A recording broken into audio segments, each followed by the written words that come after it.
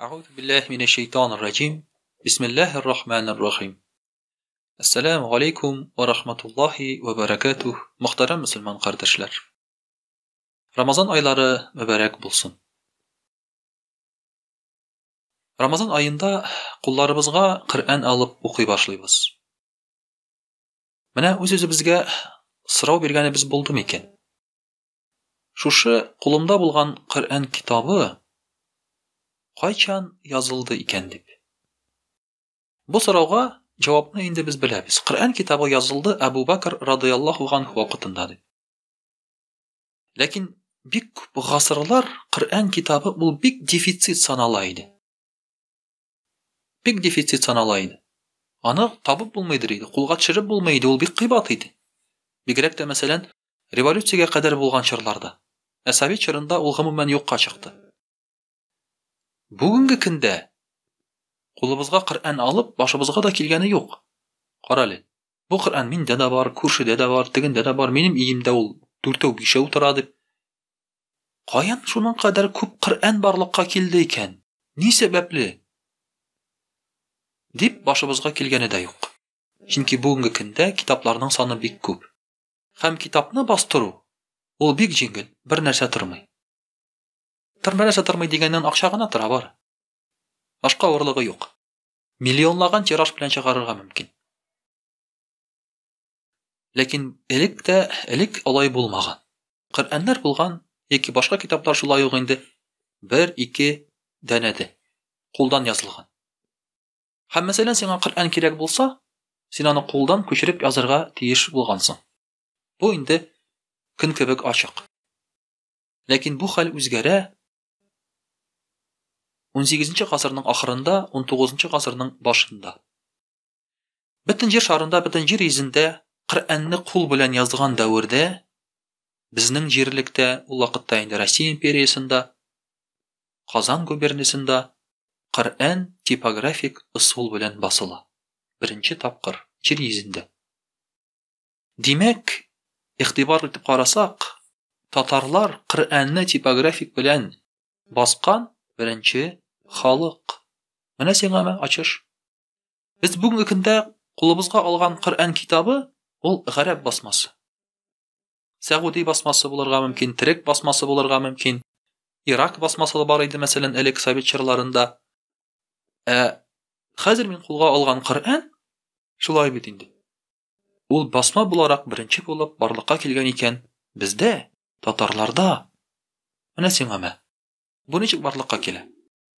Әби патша Екатерина II 1787 елда чыгара указ. Указ нәрсәдән гыйбарәт? Белгәнебезчә, Әби патша мөселманнарга, татарларга бик әйбәт карый. Аның указы белән Мәрҗани мәчете төзелә, Апанай мәчете төзелә Казанда. Һәм гомумән мөселманнарга ниндидер иреклек кирә. Һәм мөфтият барлыкка килә, мәсәлән, шушы мөселманнарның дини эшләрен хәл итәр өчен. Һәм инде аның указы белән беренче булып Коръән бастырырга карар кылалар. Менә шушы Коръән 1787 елда Петербургта бастырыла. Аны бастыралар кыргызлар өчен. Кыргызларга бирер өчен шушы Коръән китабы. Әмма инде 89нчы елда ук бу Коръәнне күпләп бастыра башлыйлар.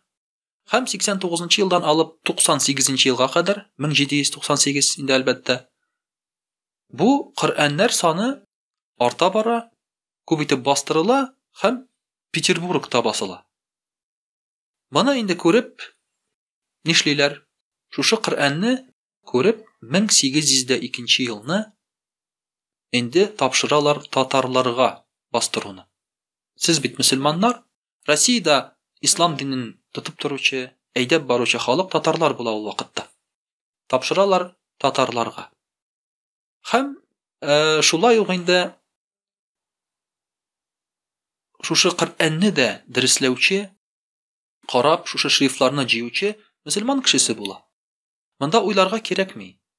Коръәнне Екатерина вакытында урыслар язган икән. Аны кем тикшергән?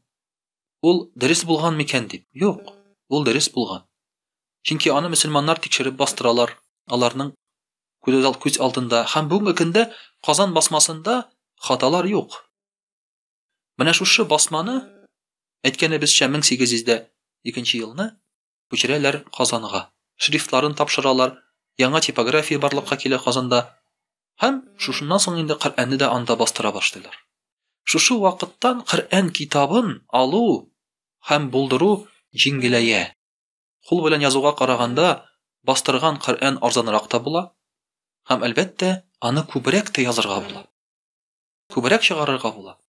Һәм шуңа күрә менә бу 19-нчы гасыр Коръәне күп кенә татар гаиләләрендә бүгенге көнгә кадәр саклана. Ә ул гаиләләр кулак булмаган, байлар булмаган. Гади татар гаиләсе иендә димәк Коръән булдыра алган. Ни сәбәпле? Аны типографик ысул белән бастыру сәбәпле. Һәм дә ки менә шушы 19-нчы гасырда чама белән бер 57 ел эчендә 150 меңләп Коръән бастырыла. Бу бик күп сан.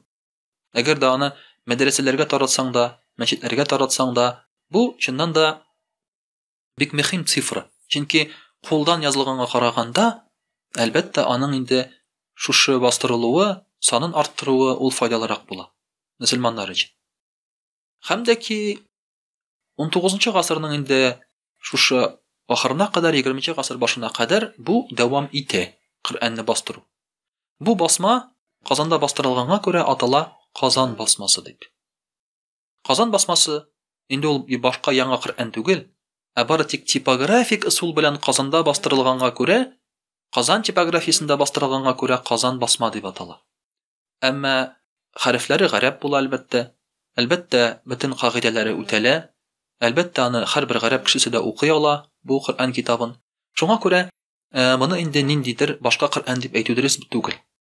Ләкин аның уникальлеге нәрсәдә? Аның уникальлеге менә шушы басманың шрифтында. Бу безнең татарларга хас булган шрифт, язу.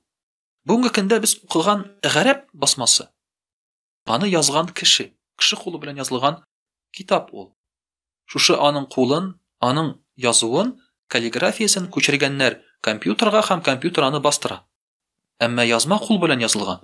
Шуңа күрә ул атала хат Гусмани. Димәк, шушы Госман дигән кеше аны инде язган каллиграфик ысул белән аның кулы ул.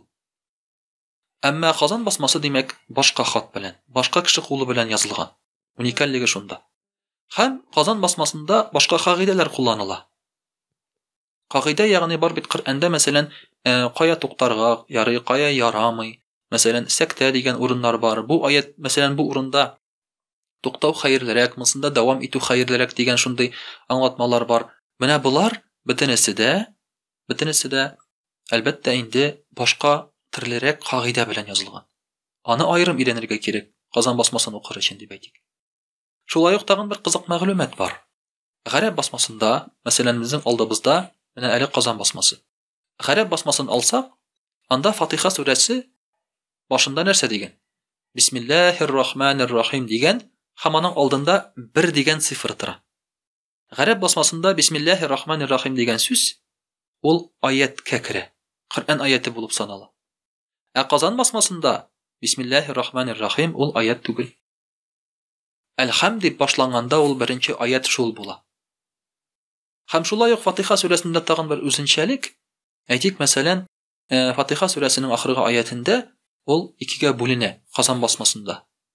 Гарәп басмасында юк. Сират-аллазина ан'амта галейһим дигәч, Казан басмасында туктарга мөмкин. Бу Гыйрак галимнәрендә аят монда бетә. Гыйрак галимнәрендә. Чөнки Фатиха сүрәсе 7 аяттан торырга тиеш. Ә Бисмиллаһир-рахманир-рахим аятка кермәсә, каян 7 аят алырга? Шуңа күрә Ирак галимнәре әйтә, бу урында бу аят бетәди. Сират-аллазина ан'амта галейһим һәм гайрил магъдуби галейһим валад-даллин монсы инде аның 2нче аят. Димәк, менә шундый үзгәрешләр бар. Шундый үзгәрешләр бар Казан басмасы һәм Гарәп басмасында. Моңа кеше игътибар итмәскә мөмкин. Әмма үзебезнең басманы кулланмау сәбәпле без менә шушы кагыйдәләрне югалтабыз. Уникальлекне югалтабыз. Ислам дине безгә килгән, димәк, Коръән басмасы Ирактан килгән, аның кагыйдәләре белән килгән. Менә без шуны югалтабыз. Минем кулыма килеп эләкте Совет чорында бастырылган Коръән. Иракта бастырылган Саддам Хусейн тарафыннан, ягъни аның ярдәме белән инде. Менә андагы кагыйдәләр безнең Казан басмасына туры килә. Хәзерге без укыган Сәгуди басмасы ул туры килми аңа. Димәк, тора бара без инде үзебезнең менә шушы кагыйдәләрне югалтып та бетерергә мөмкинбез. Аллага шөкер, бүгенге көндә Казан басмасы яңадан чыгарылды, тагын яңадан бастырылды мөфтият тарафыннан. Һәм шушы үзебезнең традицияләрне, үзебезнең ата-бабаларыбыздан калган гыйлемне бүген без дәвам итә алабыз. Менә шуңа күрә онытмыйк татарларның да Коръән басмасына нинди зур өлеш керткәннәрен. Һәм безнең үзебезнең дә уникальлек барлыгын онытмаска кирәк. Ассаламу алейкум ва рахматуллахи ва баракатух.